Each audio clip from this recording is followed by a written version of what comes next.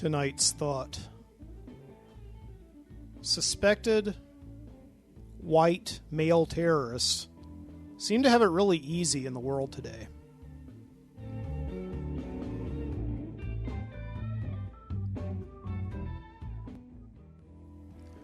Yeah, there I was there and standing in line at the ferry to go to the Statue of Liberty in New York City. And I'm chaperoning a school trip of about, 40 high school kids. So I'm pretty important to the trip.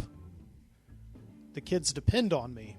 And little do I know that I've got in my shoulder bag what appears to be a bomb. It doesn't look like a bomb to me, and it didn't look like a bomb to the TSA in Atlanta, Georgia, or at John F. Kennedy Airport in New York City, but here I am. It apparently looks like a bomb, and I know this because I hand the shoulder bag over to the security guard for inspection before I can get on the boat,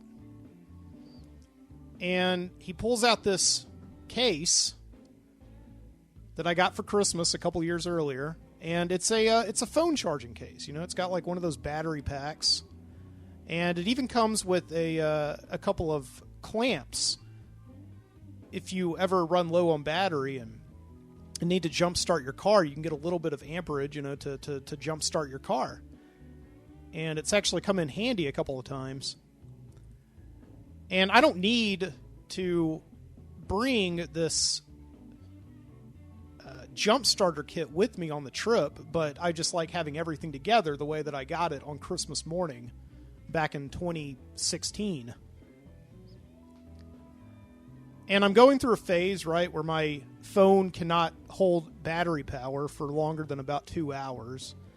And, I'm out in New York City for, 14, 15 hours a day. So I need a phone charging kit.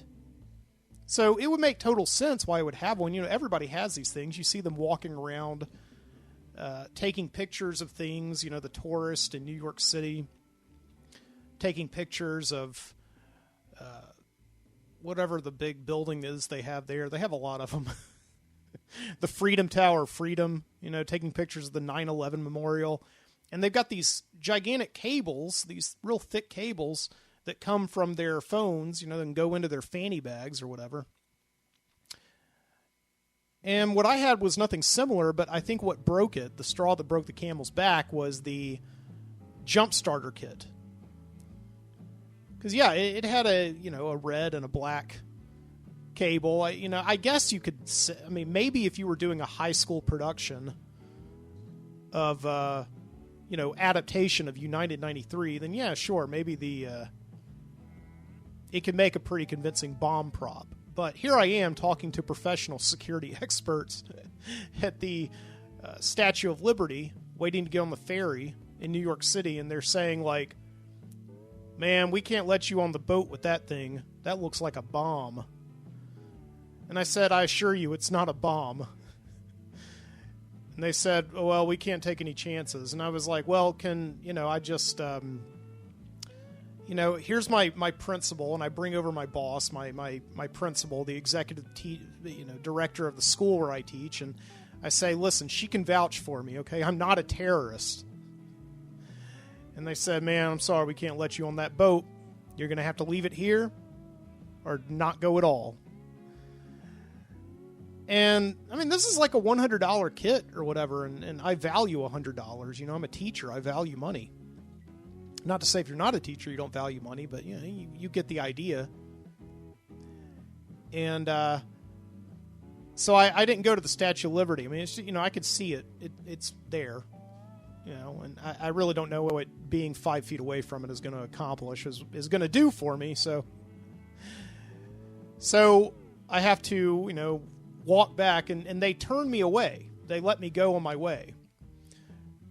See, because they don't mind bombs in the city. They just don't want them at their statue or on their boats.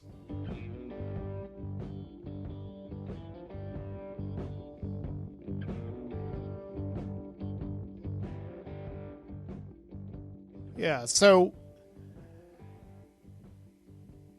I seem to have it pretty easy there, I'm a white male, and I'm suspected of being a terrorist, and they don't detain me, they don't question me. They just turn me loose, and I go on the subway with this battery pack that looks like a bomb, and ride back to my hotel in Times Square and put it up, and then I just, walk around the city for a while waiting for my kids to come back from the statue on the boat. And I ask them, how was it, guys? How was it when you saw it 5 feet close as opposed to, a mile away? They said, eh.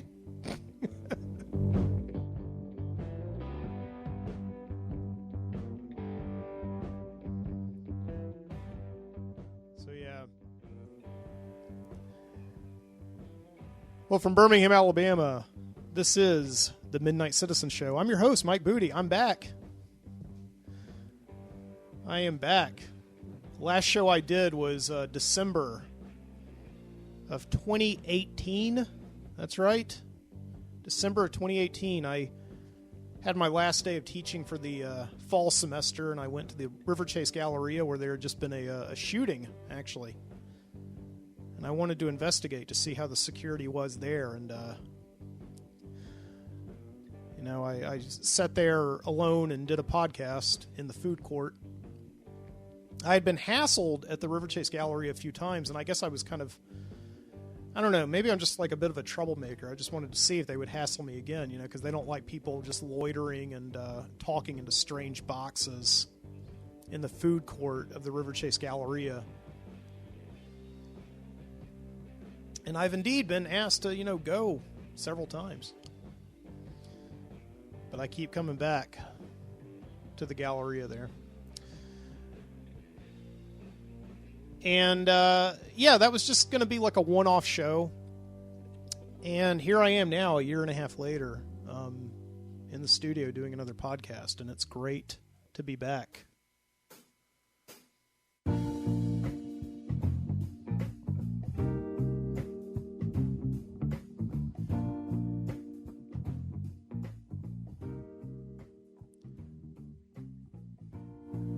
But yeah, I was remembering that New York story.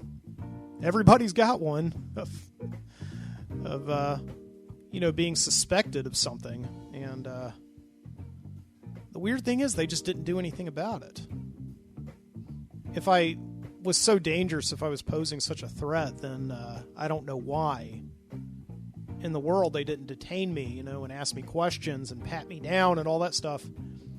And I had gotten on 2 planes with that kid. So I was reminded of this a couple of days ago. I was sitting in front of my apartment building. It's summer now, and now I have the mornings to go out and make myself a cup of coffee and sit outside and enjoy the summer air before it gets just so baking hot you can't see here in Alabama. And this guy pulls up outside, and he gets out, and he comes up, and he asked me, hey, what's it like to live here? I said, in Birmingham? He's like, no, in this apartment building right here. And I go through, this is not the first time this has happened. I've lived in this apartment building for 10 years, and I don't have a patio. I don't have a porch. So I have to go outside to have my morning coffee sessions and reading sessions and cigar smoking sessions, and by design I become kind of a representative for the building and sometimes even for the neighborhood. People walk by and they just see me out there, and I guess I present myself as like a nice friendly tome, and they ask me questions. I become a font of information, a font of knowledge, and this is not the first time this has happened. I've sat out there before, and I've told people about the history of Birmingham because they've asked. I've told them about the history of the neighborhood, what it's like to live in the neighborhood. I've given them crime statistics. And all this stuff happened with this guy I was talking to for about an hour or so while he was out there waiting for a representative from the apartment company, from the renter, to come and let him in and show him an apartment. It turns out he had just come from L.A., and he was just so exhausted with Los Angeles and so tired of the city, and he worked for in IT for the U.S. Attorney in Los Angeles. And he just packed his car one day last week, and he just got in his car and started heading east, which is interesting. Most people in this country head west. But I guess when you're as far west as west can be in America, then you start going east. You know, you do that reverse road trip, kind of like an Easy Rider. And he somehow ended up in Birmingham, Alabama, which, you know, most people in L.A. probably don't even know Birmingham, Alabama unless they come from there. You know, they might think of the South. They might go to Memphis or Nashville or New Orleans or Atlanta. But for some reason, he ended up here in Birmingham, and he had been apartment hunting for the last couple of days. He had actually gotten a job along the way here in Birmingham working for the U.S. Attorney here.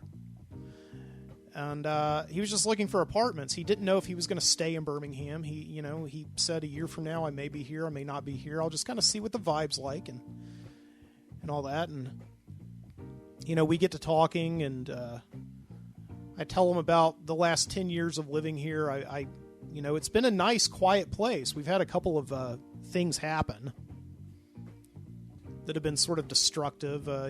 Somebody came through the neighborhood one day and threw a rock in my window. That wasn't very pleasing. But that happened a couple of years ago, and it was an isolated incident. And I told him, we live up the street from a bar district, and a lot of people are out at 1, 2 o'clock in the morning. They tend to get a little rowdy, but it's not that bad. It's not that bad, and for the neighborhood that you're in, the rent is not bad at all, and it's a good place. It's a good place to live. And we get to talking about the state of the world because currently we're living in this pandemic, this coronavirus pandemic, this COVID-19 pandemic, if you want to get technical about it. And, obviously it's a scary time to be alive, and we were talking about a lot of stuff. And I told him, it's sad that you came to Birmingham right now because everything's kind of closed down, even though we're a red state and we're beginning to open up against all this data showing that this thing is far from being over. But, nevertheless, if you stay here a while, you'll be able to see the city come back to life again. And, it's a nice place. We've got some startup tech firms here. We've got, nice restaurants and bars every 5 minutes, so much so that they're actually oversaturated. And they're kind of all running each other out of business and canceling each other out. But anyway, that's another story. So, and then we get to talking about travel. We're talking about how he just did a road trip, and it's summertime. I usually like to take road trips during the summertime. And last year, my wife and I, we went up to Niagara Falls, and we always like to get in the car around late June, early July, and just drive somewhere in the country. We probably won't be doing that this year, because the whole country is kind of still shut down until further notice. And,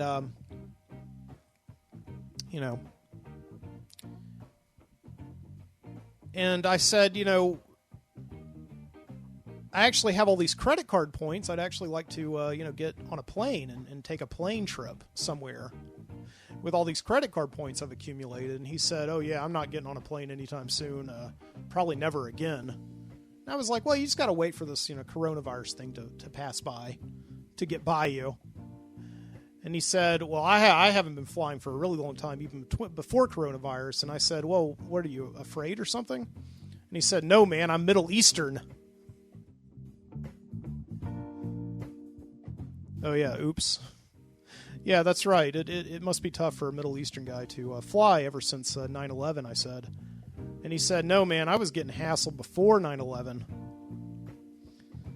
So, in times like that where somebody says something like that and you're talking to somebody with a drastically different, worldview than yours, you want to try to convey empathy. Say, yeah, I've been in your shoes, but it's sort of difficult for us, sitting apart from each other. He comes from the Middle East. I come from, Birmingham, Alabama. I've been in the same place my whole life. He's immigrated. And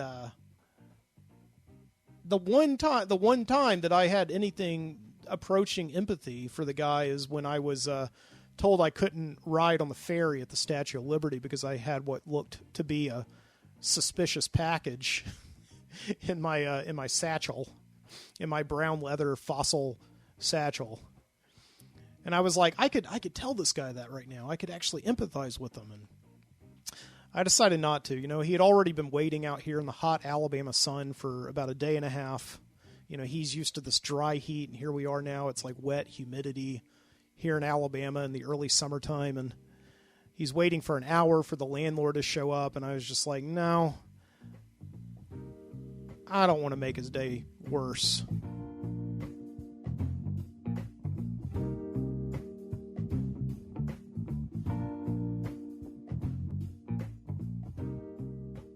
Yeah.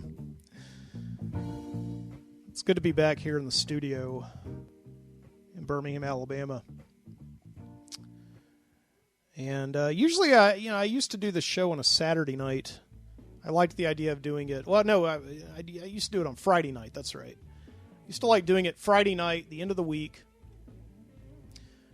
I would do it at midnight, usually record until about 1:30, 2 o'clock in the morning sometimes. On Saturday, I would post the show, and I would do a whole post-production process on Saturday. And, you know, before long, the show kind of took up my whole weekend because I wanted each show to be really good. And I put a lot of energy into creating content for the show and just thinking about it throughout the week. And it really did monopolize my life. And then I got this new job. I got a job teaching high school, which is what I went to college for and what I was prepared for. And I kind of put the whole teaching thing off for a few years because I got this job as the education director at this park here in Birmingham, you know, interpreting history and putting together field trip programs. And I really did feel for about 3 years or so that was my calling, that was what I was kind of destined to do in this world. It was just this job that sort of popped up out of nowhere that I was asked to create. And I really enjoyed it. And then 3 years later, after I took that job, it hadn't so much stagnated for me. It just seemed like the writing was on the wall that my job was kind of going to go away pretty quickly because, you know, the park was kind of facing some downsizing issues. They were trying to scale down, and I don't blame them for that at all. That was a good idea, but I kind of saw the writing on the wall and started sending resumes out. And, you know, lo and behold, I ended up getting a job teaching at this school that I had met specifically through my work at that other park. And therefore, the job I had led to the job that my next step, the job that I really needed. Paid me a little bit more money and all that, which was awesome. And that's what life should do. You know, you should always be kind of working toward that next thing. Almost never stagnate yourself. And now here I am. I just finished my third year teaching. I've actually been teaching now for longer than I worked at that other job, at my last job. And the question that I keep asking myself at the end of every single year, because as a teacher, the cool thing is you get summers off. Of course, you know, you still have to do things during that summer. It's not like you stop getting paid or anything, but now you've got a chance to kind of make a little bit of extra money and all that. But you also want to be like, hey, I'm a teacher. I just worked for 9 months, and now I get 3 months to do whatever. You know? And I keep asking myself every summer, am I going to go back to do the podcast? Am I going to go back to do the podcast? I've got time now. Why don't I go back to do the podcast? Because the reason why I stopped doing the show, 3 years ago now, was because I got this new job, and I had to throw every bit of myself into preparing it. You know, I had all these classes I had to plan lessons for. I had to, plan curriculum. I had to collaborate with other teachers. It was just a hell of a summer, 2017, preparing for this new job. And so I stopped doing the show, and I promised myself that I would never pod fade, as they say. So which is the process of doing a podcast where you start out strong and then you slowly but surely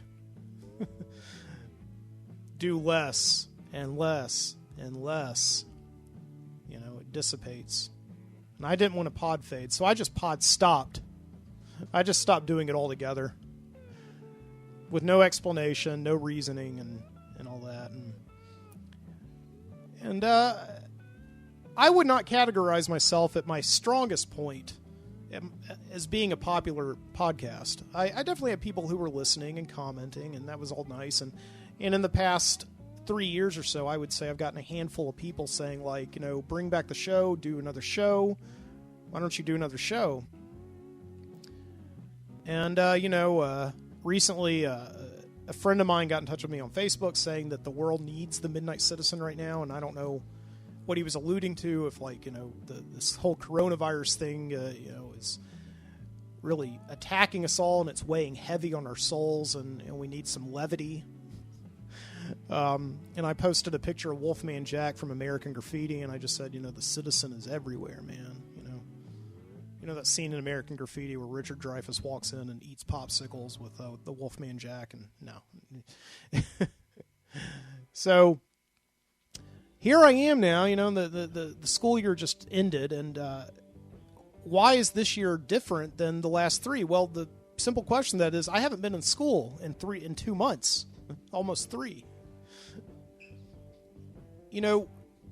Around February or so, when this coronavirus news was starting to take over the world and everybody was talking about it, there were these initial murmurings that some of the colleges here in Alabama were not going to invite their students back. They were just going to do online learning after spring break, and we thought that was crazy. In this, we did a field trip back in February, and one of my kids came in with a mask on his face, and I thought he was being goofy and ironic. And, he was, but I said, do not take that on the field trip. Leave that down. And now I kind of feel like I'm like, I don't know, somebody who denied that racism exists or something, because now everybody's wearing masks. If you don't wear a mask in public, you're a pariah. And I feel bad now that I said that to that kid. He was just trying to protect himself. He was trying to joke around too, because, but so... Yeah, and then after spring break, my principal made the announcement, if we have one case, no, this is before spring break, if we have one case of coronavirus that was detected in Alabama, we're going to cancel school for the rest of the year, and we're going to switch to an online learning platform, which none of us knew what that mean. How do you teach a kid online? This was before, the Zoom entered our vocabulary, and this is before virtual distance learning entered our vocabulary, and this is before things like hey, can you mute yourself? I'm hearing your vacuum cleaner in the next room or whatever. And so now we approach this thing that they called the new normal, and we had all these new hashtags. We had hashtag alone together, safer home together, or whatever, all these these things that have just been thrown at us are. And so I've been here for the last 3 months now in this office right now where I used to do this podcast. And so very, very ironically, very ironically indeed, this teaching job, took me away from the studio, and now 3 years later, it's brought me back.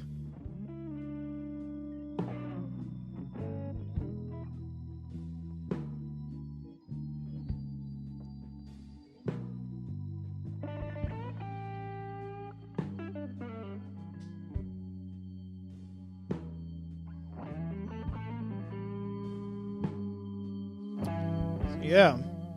Just a lot of interesting things going on. A lot of weirdo things. Just living in this world right now and staying at home almost all day long and just watching television. And I've been reading a lot of books, like physical books. Remember those? You sit down and you have a book in your hand that somebody wrote, and then you just open it up and you start reading it, and then you read to the bottom of one page, and then you flip over to another page. It's like a really calming experience. I don't know why I don't do more of this. I've just been reading like a ton of books lately, getting that done. And there's definitely been some low points too. I went to a drive-in funeral. My wife's friend, who was a maid of honor. No, not a maid of honor. She was in our wedding. She was a bachelorette at our wedding. A bachelorette? No, a bridesmaid. That's what they call the. That's what they call the women who stand next to your wife at the wedding, right? The bridesmaids. She was a bridesmaid at our wedding, and her father unfortunately passed away. And they could not have an in-person funeral with a bunch of people in attendance, so they had a private funeral just for friends and family, for very close family, actually. And then the friends and any distant relatives, they had to park outside in the parking lot and basically watch a live stream of the funeral. And you could watch it online, too, and we live about 2 blocks from where the church actually was. So you could tune into Facebook and watch a live stream of it. But, my wife and I, we dressed up, and I put on a tie, and we got in the car, and then we went and parked and sat out there for about an hour and watched this funeral there. And then we drove by the church after the funeral, just right by it, and waved, to my wife's friend and her family. That was just it was, just a tough thing to witness.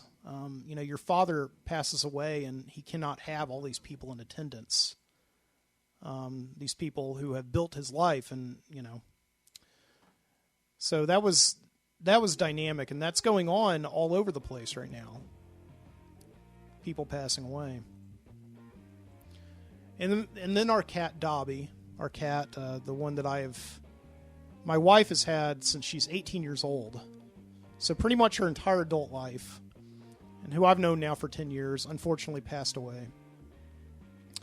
And we had to take him in, and that was a terrible day because we had to park outside of the vet, and the vet had to come out and get him and take him in and basically say that, do all the examinations on him in private and then come out. And we had to ask the question, if we were to euthanize him today, could we come in? And fortunately they said, yes, you can come in. So we got to go in and wear masks the whole way, and it was just a terrible thing. It's just everybody's having to do all of the normal things with their life, both happy and sad right now, but they're doing them under such unusual circumstances in ways that hamper and deflate and make the experience all the more odd.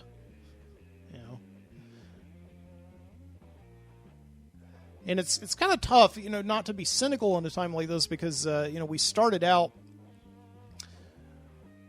a couple of months ago and everybody seemed to be really embracing this. They seemed to be really excited about it. Like, yeah, we're going to beat this. We're going to just stay home and we're not going to do it. We're going to quarantine ourselves. We're just going to watch Netflix. We're just going to catch up on our American Horror Stories and our Ozarks and all that stuff. And people were taking Instagram photos of themselves just doing ridiculous things in the house, like rock climbers were setting up rock climbing gyms, and people couldn't go to Disney World, so they were setting up Disney rides in their house out of toilet paper stacks and paper boxes, and it just seemed to be all in good fun. And then all of a sudden now in the last 2 weeks, we're being deprived of the one thing that you don't deprive human beings in America of: summer.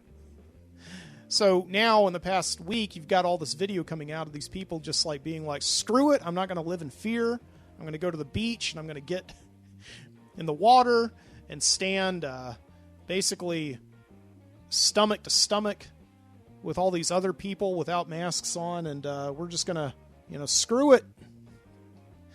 And the tone of the world has just really drastically changed for the worse in the past couple of weeks. And again, it's hard not to be cynical about it. We're all human beings and we want to move forward with our lives, But the data does not suggest that we're there yet. So,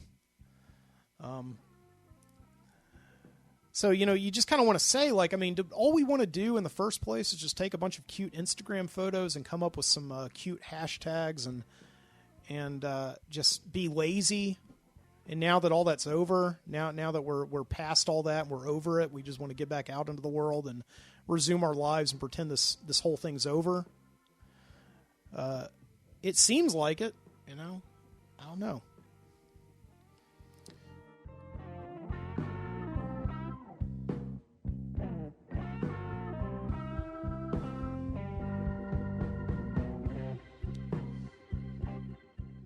Yeah, I mean, I'm getting back out into the world even more, and I'll talk about that.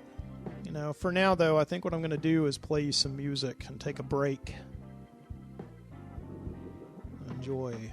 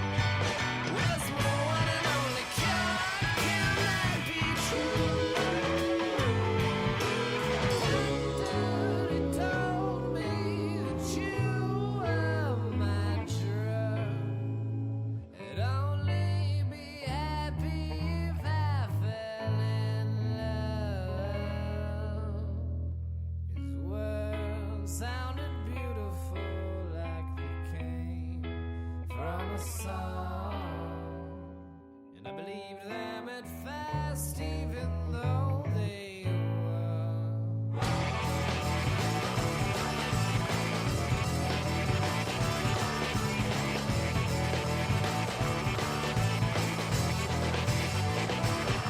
You'd say what you said before, but I'm not gonna hear it like I did anymore. 'Cause your words, they're all metaphors, and I can see the demons through your cellar door. My doctor told me to be patient, and he told me to be kind. Told me to control the things that came across my mind. Told me every man should load his life into one cause. Thought that you were meant for me, and so did I, but now Paul.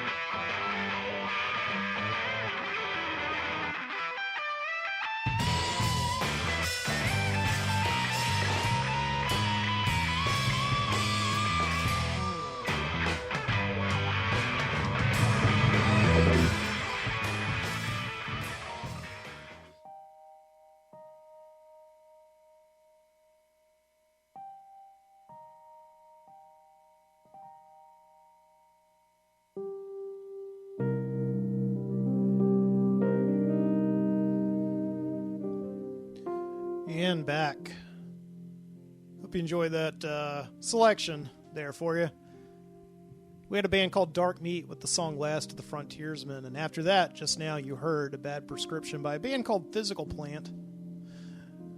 And both of those are available on the Free Music Archive at freemusicarchive.org.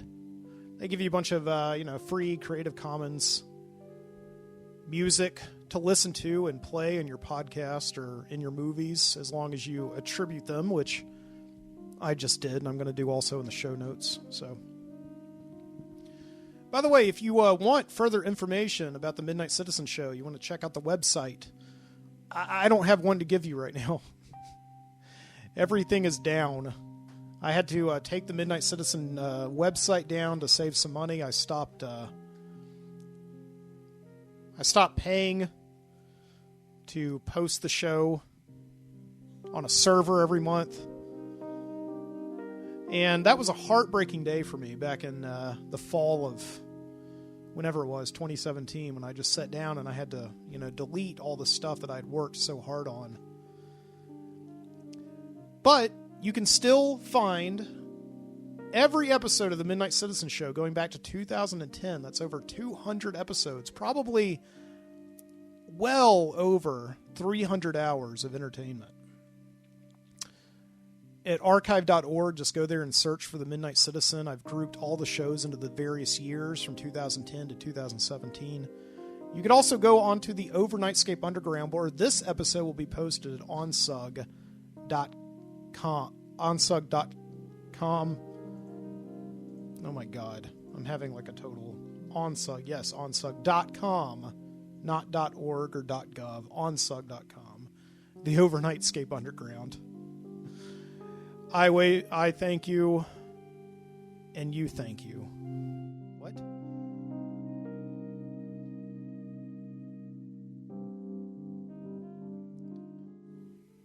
So yeah, I have a letter here from the Department of the Treasury. Oh no, it's from the White House. My fellow American, our great country is experiencing an unprecedented public health and economic challenge as a result of the global coronavirus pandemic. Our top priority is your health and safety. As we wage total war on this invisible enemy, we are also working around the clock to protect hardworking Americans like you from the consequences of the economic shutdown. We are fully committed to ensuring that you and your family have the support that you need to get through this time. On March 27, 2020, Congress passed with overwhelming bipartisan support the Coronavirus Aid, Relief, and Economic Security Act, which I proudly signed into law. I want to thank the United States House of Representatives and the United States Senate for working so quickly with my administration to fast-track this $2.2 trillion in much-needed economic relief to the American people. So you received $1,200 by direct deposit, so on and so forth. President Donald J. Trump. And I guess that's his signature there. Personally signed. I don't know. Yeah, no, I appreciate it, President Trump. I really do. I mean, this was, $1,200 is definitely helpful. My wife has still not received hers yet. I don't know if you're listening to this. That'd be great if you could get on that. Because she's the one right now who, is work is kind of suffering because she is an actress and her shows. She was slated to be in 3 shows between now and December, and they've all been either canceled or postponed. And everybody's staying home, so in the meantime, she goes and does dog sitting, and she hasn't had as much work there lately because everybody's been home taking care of their own dogs. But me, I've been continuing to get a salary as a teacher, which is fantastic because I've been teaching from home and going on Google Meets every single day and doing classes as usual with all my students. Yet I'm the one who got a stimulus check. Which of course my wife and I we put it into our joint account. But yeah, it affects both of us though. It really does. Even though I'm still getting money, my wife and I, we split the resources and we split the wealth and, so it's definitely hurting both of us. So I've been having to go out and make some extra money. We both have. And I've been doing, I've been doing food delivery. You get these apps, you get these Doordash and Postmates apps, right? And I signed up for these back in August, just thinking it might be nice to go out and do them a couple nights a week and earn some extra money to maybe go on like a nice vacation or something. And they've been mostly good. There's definitely some problems with them. I don't know if you out there listening to this, if you've done Doordash or Postmates, and definitely let me know about it. The number one problem that I had with Doordash is that they canceled my contract. Probably because just a customer wanted to get some free food. And, Doordash, they do these things on customer ratings. So that, the highest rating you can get is like a 5.0. And I had Doordash since August, and went out and I had exceptional customer service ratings. I took pride, in going out and being able to get people food on time, deliver it with a smile. Of course, now you're wearing a mask so they can't see your smile. But, I went out and I gave it to them with a smile, and I was very prompt. And I was just very happy to get them their food, after a long day of work for both them and me.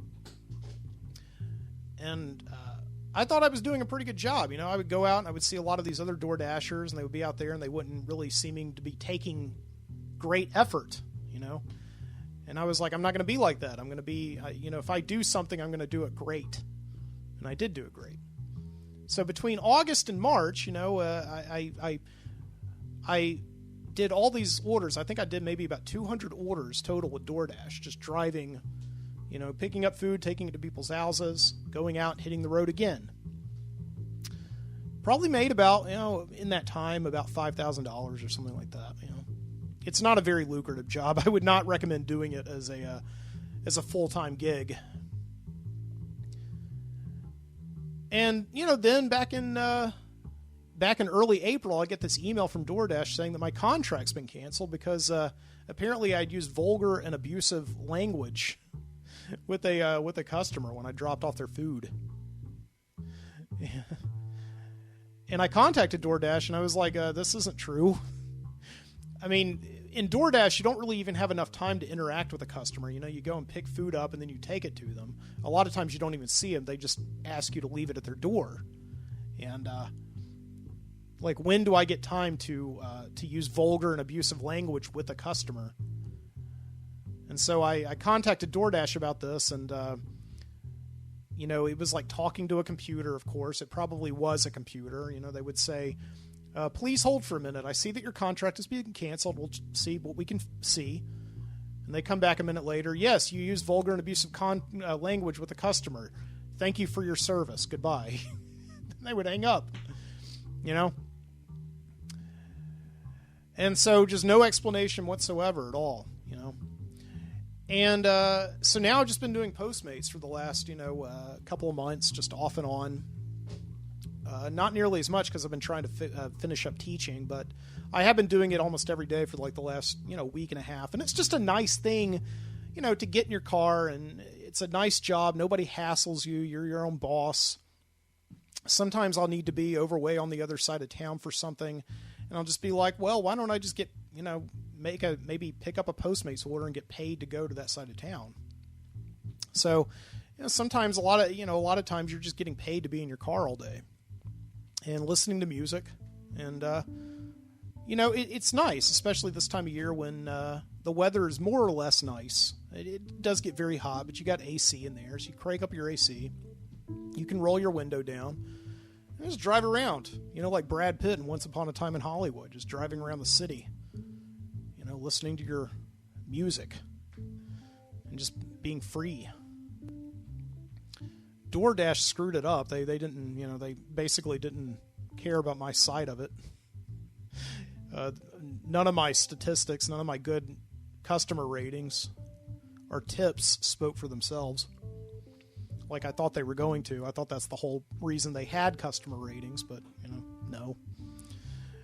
And then I was doing some research. I found out that apparently a lot of people like to go on to the Doordash app and get free food by basically making a bogus complaint against their Doordash driver, saying that they use vulgar and abusive language, or, they took a sip out of my Coke, and there's no recourse that the driver has on this at all. It's not like we wear body cameras or anything like that, like the police.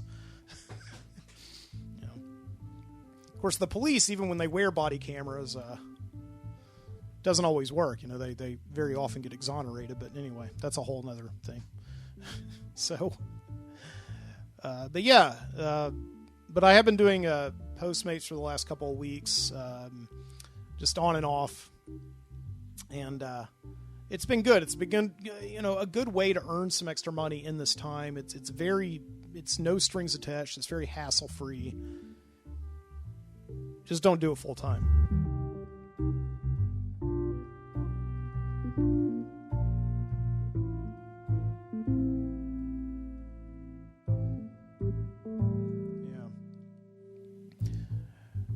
So yeah, I've just been sitting around the house. Other than that, occasionally going out, mostly just sitting around the house,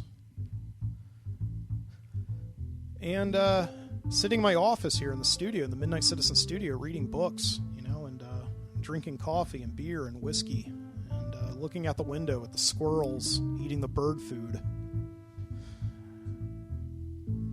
I just got finished reading a book that I had not read since I was in the 7th grade. And I don't know how often you go back and reread books, but I do find this interesting thing with going back and reading like a book that sort of seemed to define you as either a reader or a person when you were very young, and reading that book as an adult and just seeing what memories it brings up. You got all these memories locked away in your subconscious, and I truly feel that you can unlock those memories by watching movies that you used to love, or reading books that you used to enjoy, and definitely listening to music. I think most people, when they want to unlock the memories of their past and the secrets of their youth, they listen to music. But to me, books really help as well. And I was reading Jurassic Park recently, and Jurassic Park is probably a book that I read the most of. Probably the first adult book that I ever read. Up until the time that I read Jurassic Park in the 7th grade, I had been reading mostly, young adult books like the Goosebumps books and like The Outsiders by S.E. Hinton, the one that everybody reads in the 6th grade. But Jurassic Park came out, because the movie came out when I was 11 years old in 1993, and I was deeply interested in the movie. And my parents, for whatever reason, did not let me go see that movie. Everybody else saw that movie. 2nd graders at my church saw that movie, and they would come to church every Sunday and describe for me in detail the grisly dino attacks I was like, how are you? What justice in the world is this that you're able to see this movie? And I'm much older than you. I'm starting to grow like, peach fuzz above my lip. That's not fair. So, and then I find out years later, my parents would have taken me to see the movie. They just didn't want to see the movie. So they didn't take me to see the movie.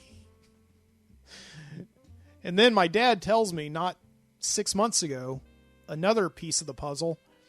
He went and saw the movie with a friend of his from church. Like, my dad went and saw the movie, and he said he really liked it. Oh, man.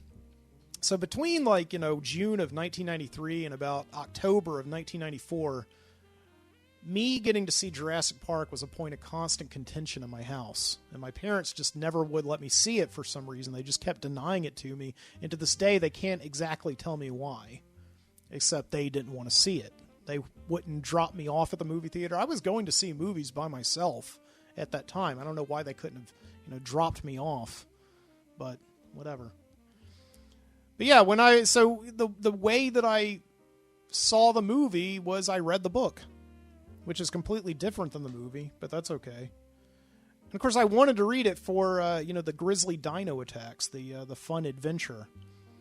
When I was a kid, I wanted to read it because of passages like this. Tim slipped out the door and saw the velociraptor down at the far end of the corridor, standing by the balcony. He stared in astonishment. How had it gotten out of the freezer? Then as he watched, a second raptor suddenly appeared on the balcony, and he understood. The raptor hadn't come from the freezer at all. It had come from outside. It had jumped from the ground below. The second raptor landed silently, perfectly balanced on the railing. Tim couldn't believe it. The big animal had jumped 10 feet straight up, more than 10 feet. Their legs must be incredibly powerful. See, like when I was 13, I would just bunch up and get so excited by passages like that. It's just like, yes, this is just like watching the movie, even though it's not.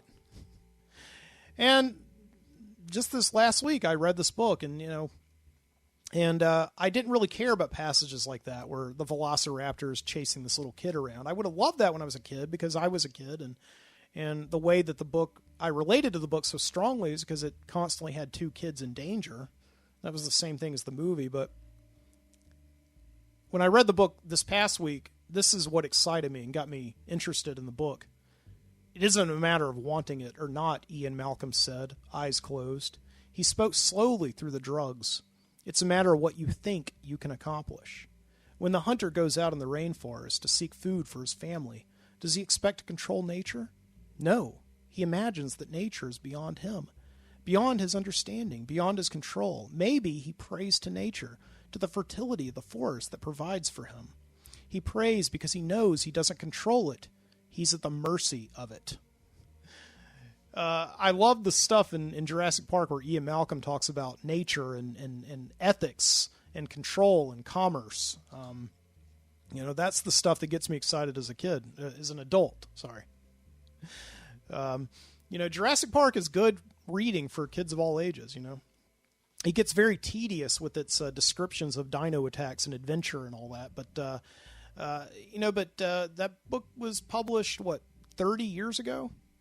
And I think it still holds up today, and I assigned it to my students to read. Every year I put together a summer reading list for my students, and I tell them that they have the option of reading one of 6 books that I assigned them. So Jurassic Park was first in the list, and I think a lot of kids are going to choose Jurassic Park, and I'm glad for them.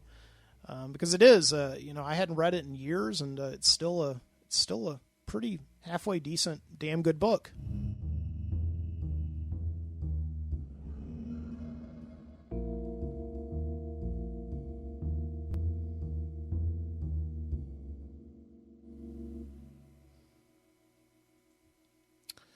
So yeah, I think what we're going to do now is take a trip. Oh yes, we haven't been there in quite a while, have we?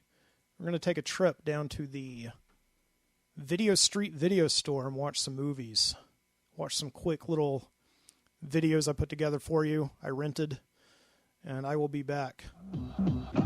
Wrap it up at Sam Goody. Over 10,000 gifts, under $15. The latest music from pop to jazz. smash hit movies, from children's favorites to thrilling adventures, or blank tape and more. Wrap up all your holiday shopping at Sam Goody. Goody, got it. Wrap it up.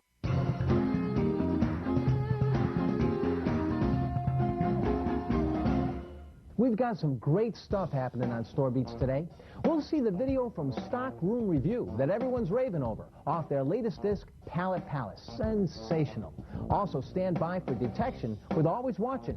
This tune is headed for a #1 spot with its insightful look at shrinkage control, watching closely for accurate inventory counts, correct paperwork processing like invoicing and receiving, and careful register operation, all very much key to good all-around asset protection. You know, there's a place in the store that sometimes gets overlooked or taken for granted, but treated with a little attention, it can actually help generate profits while protecting company assets. Of course, I'm talking about the fitting room. Customers like service. They like knowing that someone will be there to unlock the door, to help them find a different size, and to save them time by collecting their unwanted apparel items for return to the sales floor. The associate responsible for the fitting room does an important service for the customer while helping control company assets. Well, the fitting room is what's happening for the new sound hitting the streets called Fabulous Fit. Vocalist Carly Jourdain had many unpleasant experiences at fitting rooms in a variety of stores. Sometimes made to feel like a thief, sometimes ignored, but rarely treated like a valuable customer. She was tired of it, so Fabulous Fit was created to voice what proper procedure at the fitting room should be, a good balance of service and loss prevention. We're going to kick it off with the debut release from Fabulous Fit. Here's a cut called Fit for You.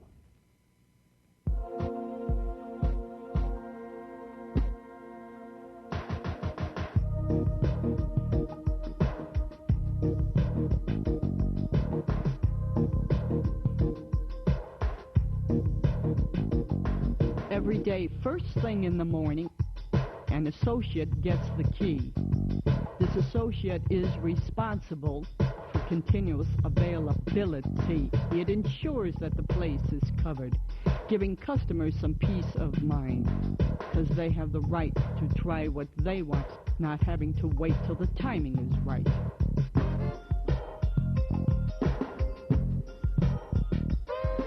Now let's just take a for instance. A customer is at the door. She wants to try on some items and then maybe she'll try on more. But you can bet she won't like waiting when she's got something better to do than stand around wasting her time while she stands there waiting on you.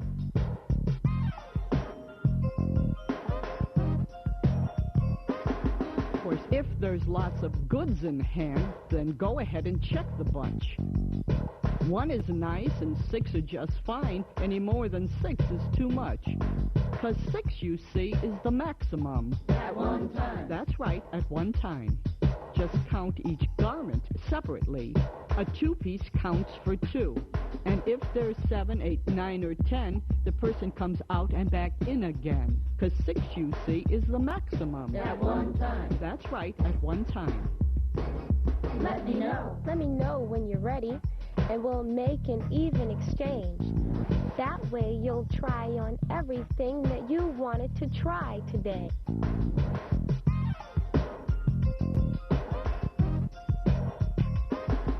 And let's just say for a moment that the lady wants another size.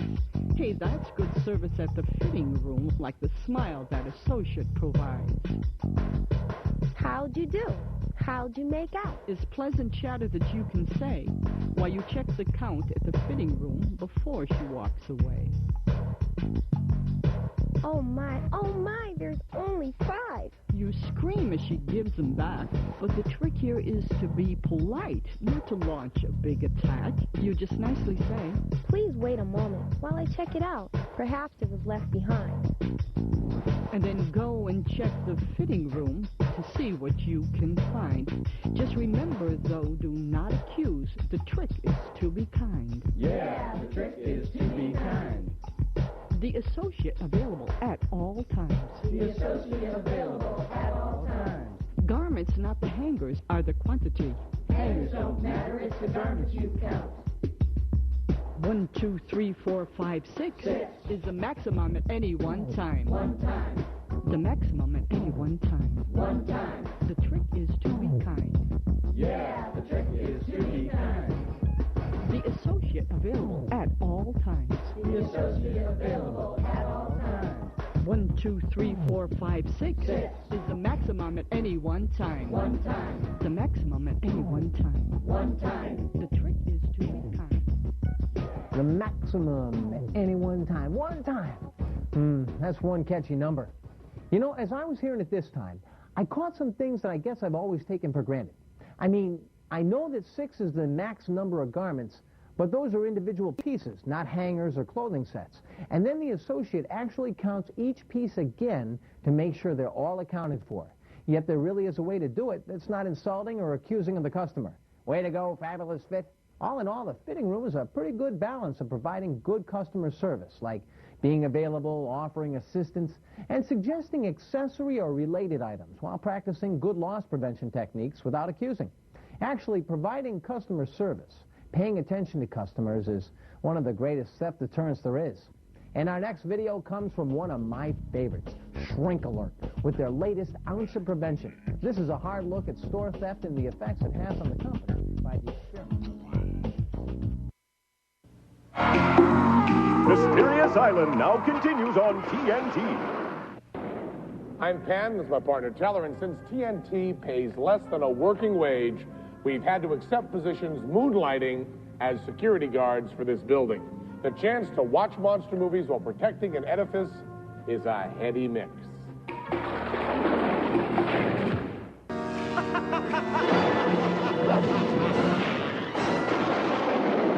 Hi, Penn and Teller on duty at TNT's Monster Vision. We're watching the building while we watch the movies. Everything is kosher from cellar to penthouse. Coming up next on very special effects is Mysterious Island. It's about a bunch of Civil War soldiers and a couple of fine ladies who end up stranded on an island inhabited by humongous crabs, chickens, and bees. We like this movie because it shows that soldiers, reporters, and society ladies can live together peacefully when forced to. The presence of giant animals should not be a deterrent to people of various cultures forced to cohabitate. That's one of the lessons of Mysterious Island. Among the things to look for in Mysterious Island are a bunch of soldiers who must have missed the day in boot camp when a drill instructor told them, if you fall off a balloon and you have to swim to a deserted island, take off your boots. Also, Mysterious Island reinforces the notion that when foodstuffs are made giant, they can be really, really scary. Teller is fighting with a giant hero sandwich. Stay tuned for Mysterious Island and thrilled to the excitement of lines like, this is an island, all right. There's nothing but water all around. Bite the provolone. Oh, is it all good? Yeah. So you won, huh?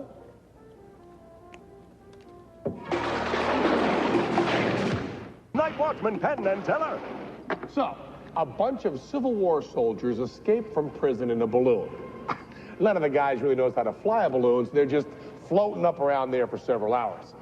They finally get the balloon down low enough to see a monomaniac who's breeding larger-than-life animals on an island. So they yell down to the monomaniac, where are we?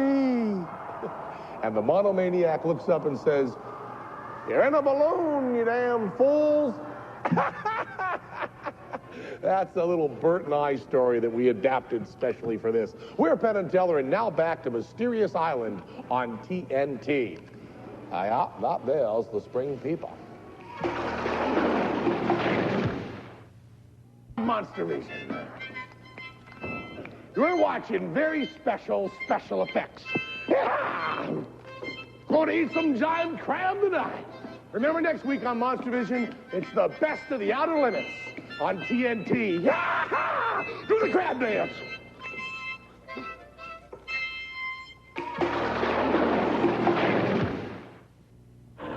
More Harryhausen mayhem ahead.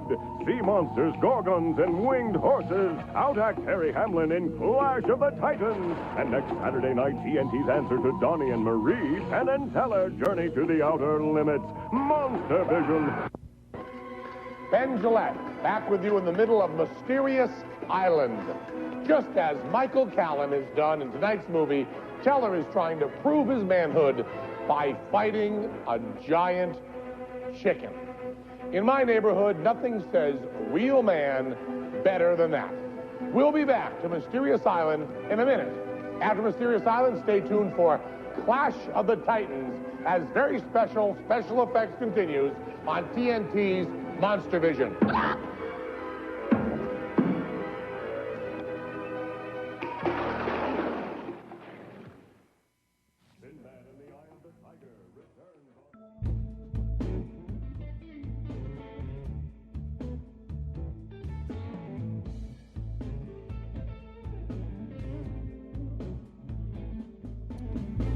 That was a trip to the Video Street video store for tonight. Which I should say, by the way, I was finishing a thought earlier and I got lost, and I forgot to come back to this. I always used to do shows at Friday at midnight, try to make it as true to the concept of the show as possible, which is just a guy in a room talking into a microphone all night long. And I would start at 12 and usually end about 1:30 or 2. And here I am, and it's a Wednesday night, May the 27th, 2020, at 10:35 p.m. I started at like 9:30. Not a true concept for my return show, but, whatever. I'm on a different sleep schedule lately.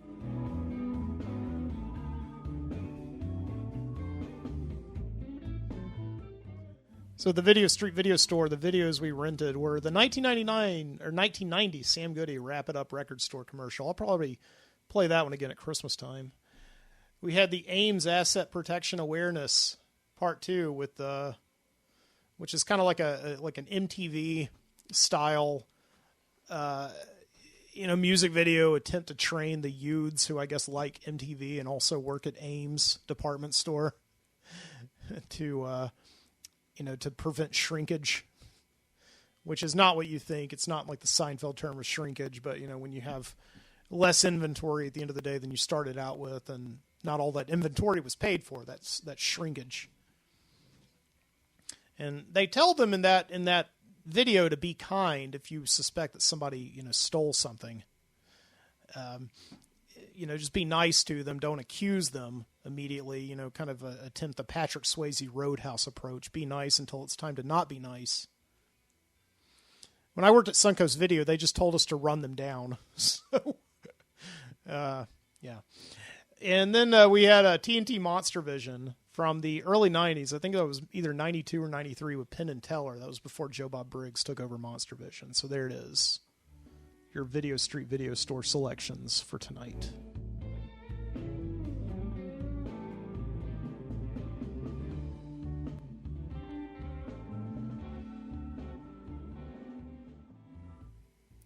And with that being said, let's take a trip to Viscauga, Alabama, along the banks of the Cobber River. It's been a radical week down there. Here we are at the beginning of the summer, and though it may be unofficial as we surround ourselves with Memorial Day festivities, it is summer nonetheless, and everyone in town knows it. They don't need a calendar to tell them that the summer solstice, the official beginning of the season, is still a month away. No, they know summer is here. They know it in their bones, and they know it with their senses. The citizens of Viscauga know that summer is here because along the vast canals of power lines that cut through the piney woods, the electricity hums a little louder in the corona discharge, and the cicadas sing in the trees at summertime. They know summer is here because of the sudden wave of humidity, making their backs wet with sweat and making them become one with their clothes. They know summer is here because of the heat waves, the literal heat waves that float in front of their faces and around noon make the landscape a floating illusion, and how the kids play in the sprinklers in the space between their houses.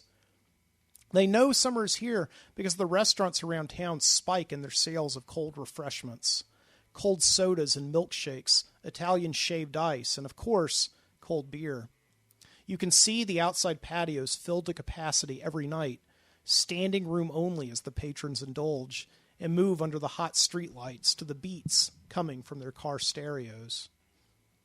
Of course, a sure sign of summer's arrival in Viscauga is when the roadside sign of Joe Town's Cosmic Twin Drive-In out on Route 78 has been flipped on once again, the flickering, buzzing neon of its large arrow pointing the way to another summer of Hollywood escapism, bottomless boxes of popcorn, and styrofoam cups of soda, and mini-golf.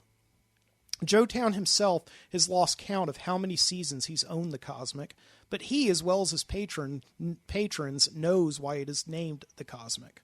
They'll never forget that because the particular incident that is its namesake put the drive-in in the very town of Viscauga itself on the map back in 1955. Back then, it had been named simply the Viscauga Twin, but all that changed one bright, cloudless night that summer when a small grapefruit-sized meteorite fell through the atmosphere and struck the leg of a teenage patron as he sat in the bed of his truck with his date, watching appropriately enough, it came from outer space, or so the legend goes. Somehow, the anomaly did not kill the young man, although if his date had chosen to be a little closer to him, it would have surely killed her. No, it just nicked the meaty part of the kid's thigh, but nevertheless stunned him into shock. When Bill Witherspoon woke up in the hospital the next day, he found a small bandage just below his right kneecap, and his face on the front page of every newspaper from Atlanta to Shanghai. Dave Garroway and J. Fred Muggs even interviewed him on the Today Show. Today, you might expect to visit the Viscauga History Museum on the second floor of the Public Library on Stanton Street and see the rock that crash-landed and shot Viscauga to the stratosphere of fame for a day. But sadly, this isn't so, for the recovered meteorite has sat in a glass case at the Paul Bear Bryant Museum in Tuscaloosa since 2 days after the incident, all the way back in June of 1955. That was when the governor stepped in and decided the rock should be in a popular, heavy trafficked, and central viewing place in the state. Not some backwater burg like Viscauga that nobody ever visited, but at the University of Alabama, where throngs of Crimson Tide fans could pass it for a brief instant on their way to Bryant-Denny Stadium every Saturday without giving it a second thought. If you're asking yourself the obvious question, then the answer is yes. The people in Viscauga are bitter about it. They have always been bitter about it, especially because long after the governor and the administration of the University of Alabama, who conspired against the town, had either left their posts or died, there was no attempt at restitution. Not even a murmuring of returning the Witherspoon meteorite, as it had been dubbed, to its terrestrial home long after the novelty had expired, which was about a week after the kid had been struck. What was probably more insulting to the town was that the School of Art at the University of Alabama in Tuscaloosa, sometime in the early 60s as a peace offering, designed and donated a papier-mâché mold of the meteorite to the town, where it sits today, depressingly, in a glass case on top of the concession stand at the Cosmic Twin Drive-In, next to the big pretzel oven.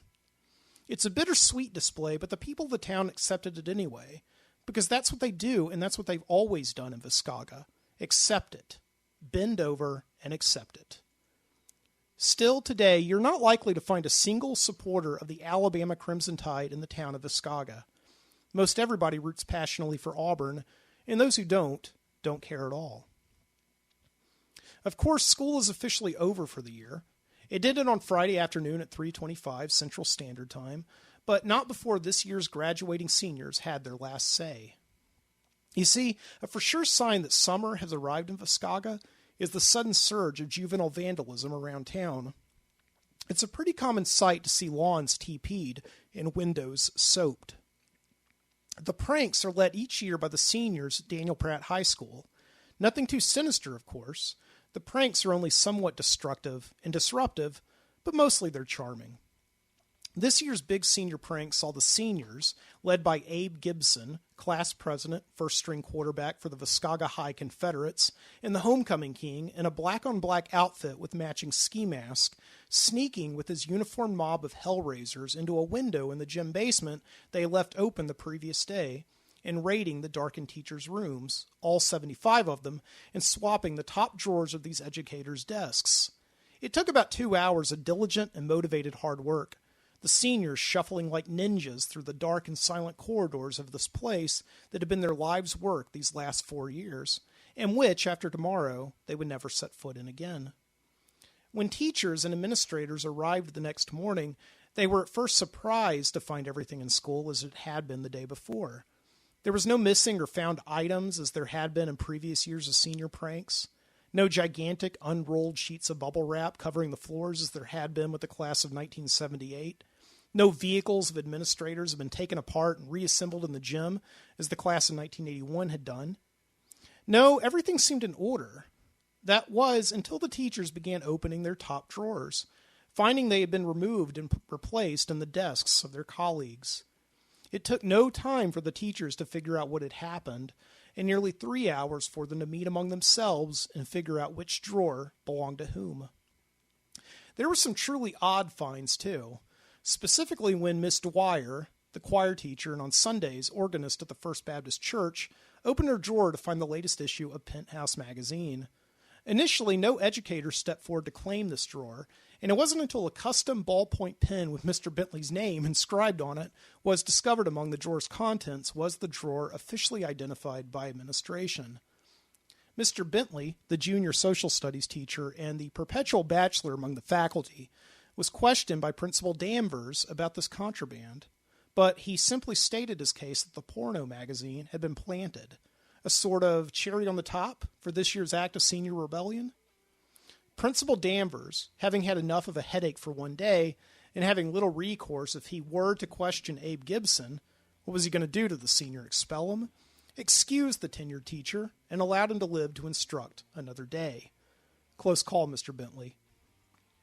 And down at the banks of the Caba, in a distant and shaded spot in the thick pines, the senior class gathered in a makeshift parking lot of mud to celebrate what none of them could imagine would be the one time in their lives where everything was behind them and everything was in front of them. It was just the start of a long weekend of debauchery, filled with parties and beer bust, and one time I had no idea you liked me hookups, and all of it being only interrupted for a short time Saturday morning for a formal graduation ceremony at the football stadium. Of course, most of the action at the celebration centered around Abe Gibson, the hero of the moment, who sat 10 feet off the ground atop the bed of his F-250 with jacked-up suspension. He would never be this beautiful again. The girls surrounded him, offered to get him another beer for his koozie, swooned over his recounting of how the midnight raid on Daniel Pratt High had gone down. And watching all this in the shadows of an already heavily shaded spot was Mac Nix, Max to his friends, of which he had few that were true, trying not to let his jealousy overtake him. For years, Mac had been watching a movie on broken repeat. It was called My Life in Paradise, the Abe Gibson story, and to him the plot was a dud. It defied in total the logical arc of stories, a perversion of the very nature of interesting stories. The Freitag's Pyramid in the Abe Gibson story was more of a plateau. It did not consist of an inciting incident to spark the action, nor a central antagonist to hurl conflict at him, Abe Gibson, the protagonist, as he approached the climax at the top of the pyramid. No, the Abe Gibson story was a flat narrative. It started out with a guy getting whatever he wanted, and then continuing to get whatever he wanted forevermore. Mac had watched this story play out since kindergarten, and he was sick of it. Many stories that followed the natural rise and fall of Freitag's Pyramid, he had noted in AP English where he was an A student, were consistent with a pleasing denouement, or a happy ending.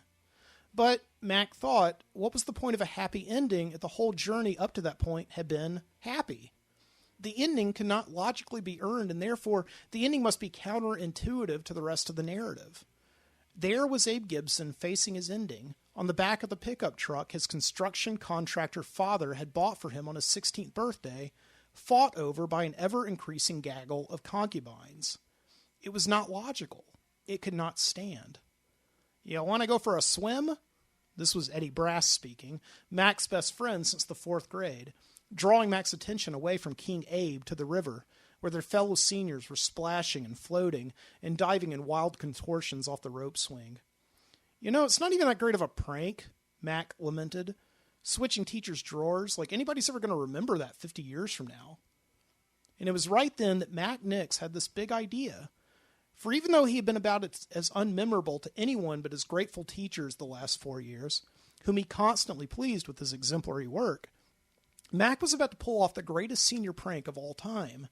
Or maybe it was more of a happening, the kind he'd read about Charlie Manson and his merry band of pranksters doing before they started getting into killing people, when they'd sneak into people's houses and arrange the furniture around and never let on who did it.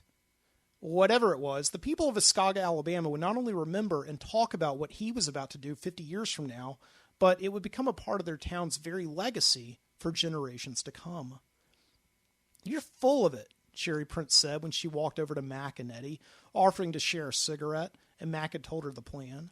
"No way you pull that off, at least not tonight on such short notice.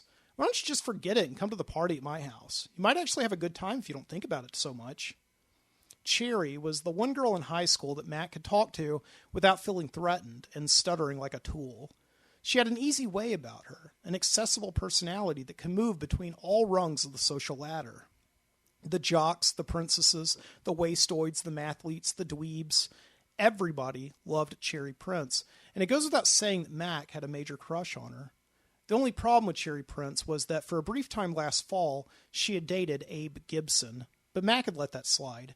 She just wanted to become homecoming queen, so there was politics involved. Anyway, the personal invitation to her house was tempting, but Mac, more disciplined than ever, hopped behind the wheel of his junker 1988 Crown Vic, a hand-me-down his grandfather had sold him on his 16th birthday for $1, and hit the road west toward Tuscaloosa and the University of Alabama. Of course, he and Eddie, who tagged along for want of anything better to do, and definitely not one to walk into Cherry's party all by himself, had to stop first by the Cosmic Drive-In. Mr. Town, as he had for the last 3 summers, had given Mac a job as a projectionist at the Cosmic, and usually expected him to work every Friday night between late May and early August. But he had given him a rare night off to enjoy the fruits of his labor on graduation eve.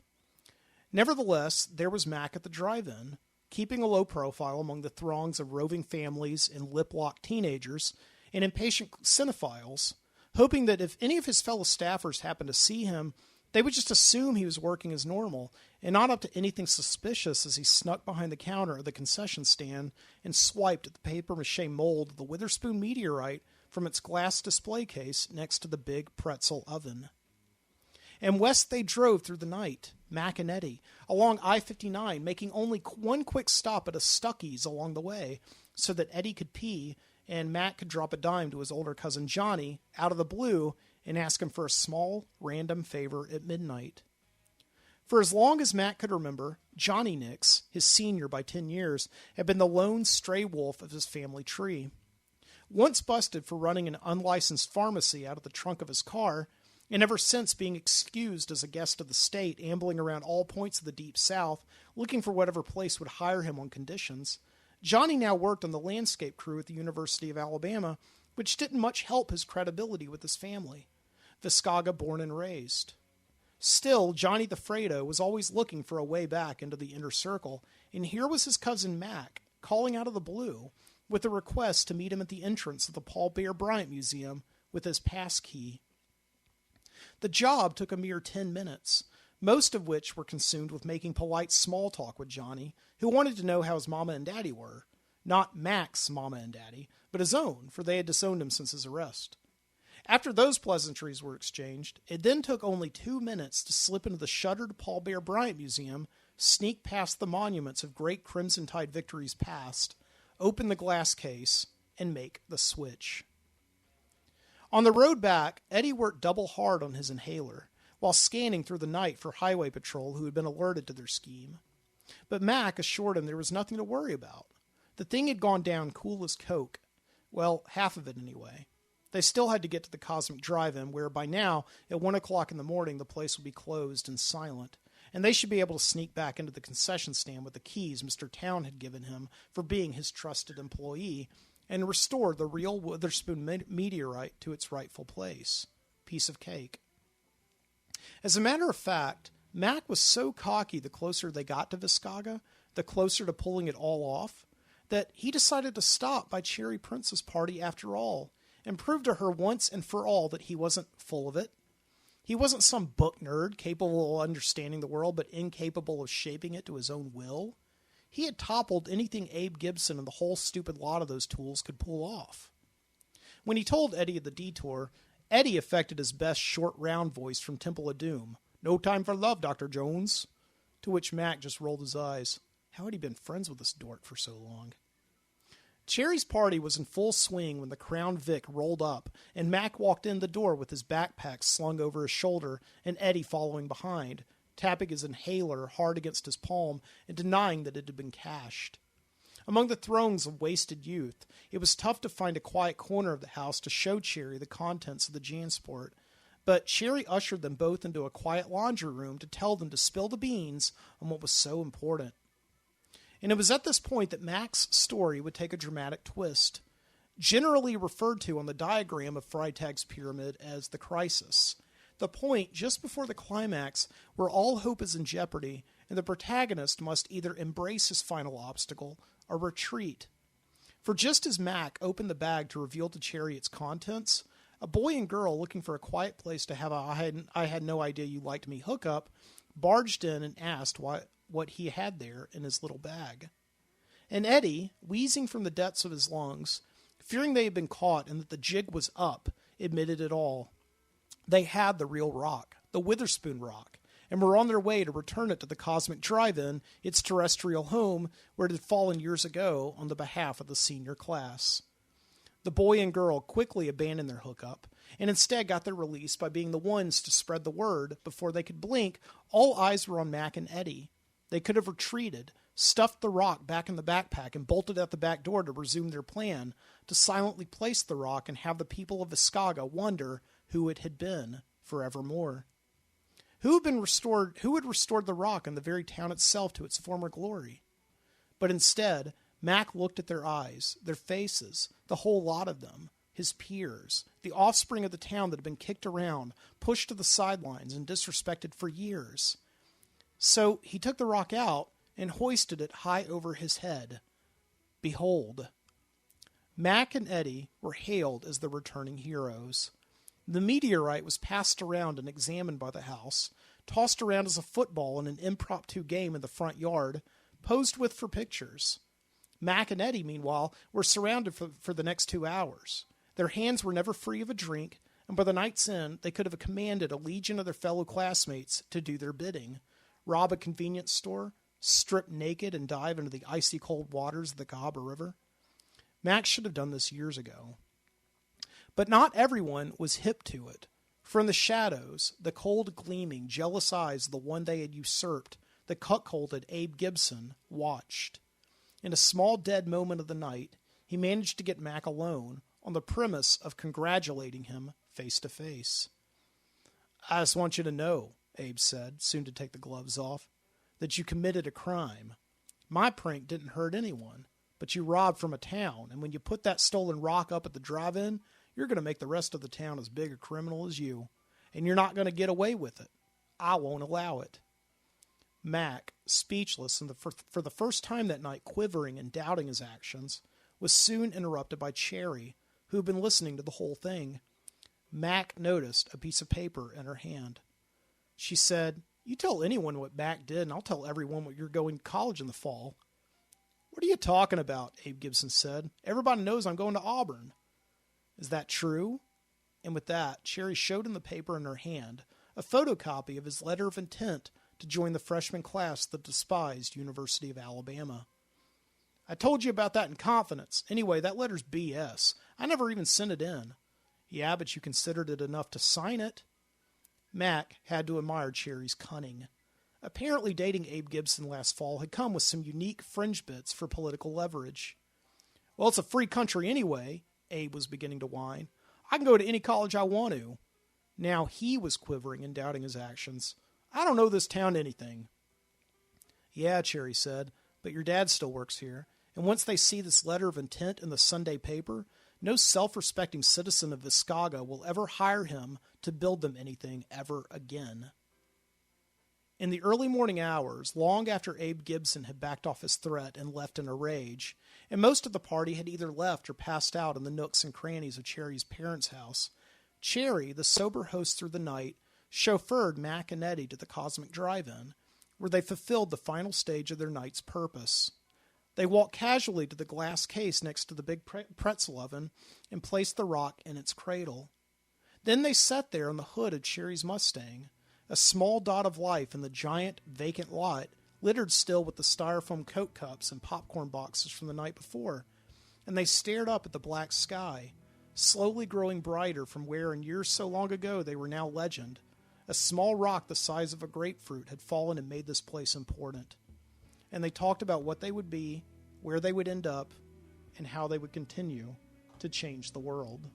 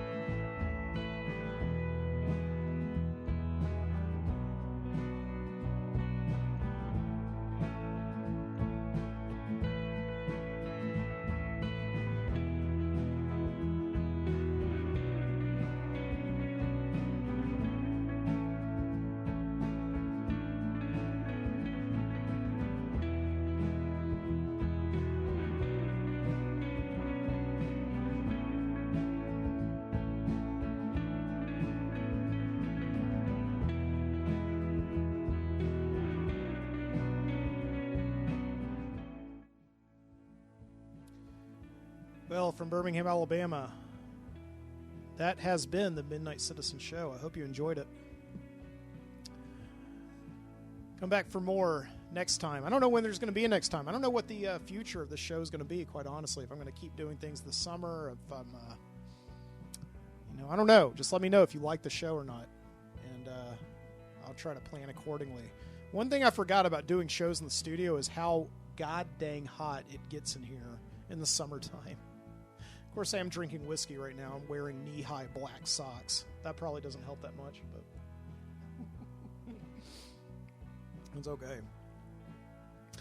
Once again, check me out on OnSug, the Overnightscape, ONSUG.com. Also go to the archive at archive.org and search The Midnight Citizen. You can find old shows just like this one. And until next time, keep your eyes open.